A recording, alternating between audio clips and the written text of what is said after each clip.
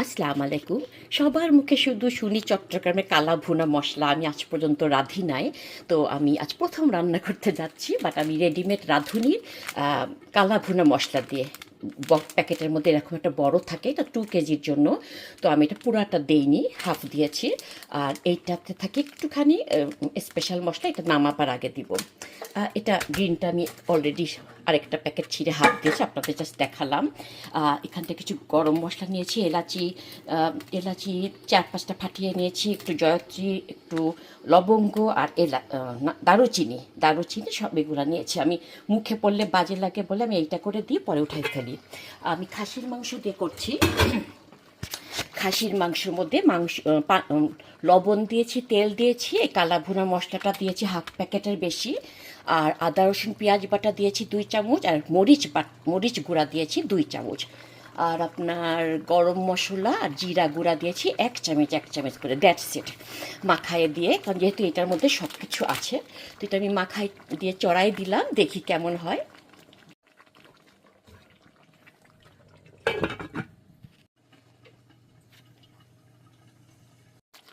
আমি নাড়িয়ে দিয়েছি। এটাতে পানি না দিয়ে শুধু বারবার ঢাকনা খুলে একটু নাড়িয়ে দিলে তলায় যাতে লেগে না যায়, ওটা বেশি মজা হতো। বাট বারবার নাড়া সম্ভব না, আমার এখানে হাতে একটু ব্যথা আছে, তো আমি ফাঁকিবাজি করে একটু পানি দিয়ে দিচ্ছি। এই পানিটাতে হয়ে যাবে ইনশাল্লাহ। ভালো মতো মাখিয়ে দিয়ে আমি ঢাকনা দিয়ে দিব।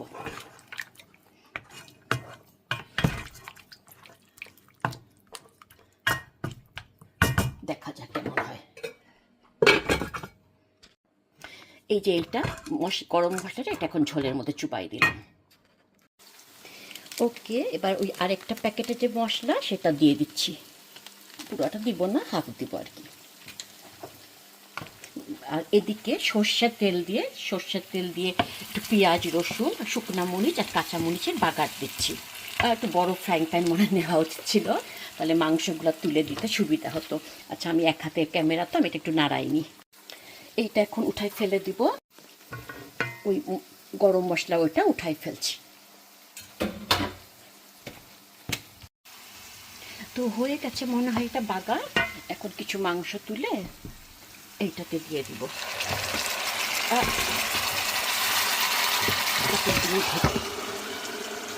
তারপরে এটা একটু পরে মাংসের মধ্যে ঢেলে দিব, এতে মাংসেতে বাগারের গন্ধটা ঢুকে যাবে। ওকে, এবারে বাগার সহ এটা ঢেলে দিচ্ছি। একটু নাড়াইনি, দাঁড়ান। ওকে, তারপর আবার দেখি উপর দিয়ে কিছু কাঁচা পেঁয়াজ দেয়। আমি একটু স্কোয়ার করে কেটে নিয়েছি, কিছু পেঁয়াজ দিলাম, দিয়ে আবার ঢেকে রাখি কিছুক্ষণ, দেখি কেমন হয়। ঢাকনা গেল কই। ওকে ওকে, এটা সম্পূর্ণ ডান। এটা আমি খেয়ে দেখলাম, হেব্বি মজা হয়েছে মাশাল্লাহ। বাট কালা ভুনা যে কালো রঙের হয়, আমারটা এমন কালো রঙের হলো না কেন, বুঝলাম না। এনিওয়ে, ফার্স্ট ট্রাই যেহেতু, প্রথমবার করেছি, পরের বারে হয়তো একটু ভালো হবে। আশা করি কারো কাজে লাগবে ইনশাল্লাহ। আমি পরে আবার অন্য কিছু নিয়ে আসবো। ভালো থাকুন সবাই, আল্লাহ হাফেজ।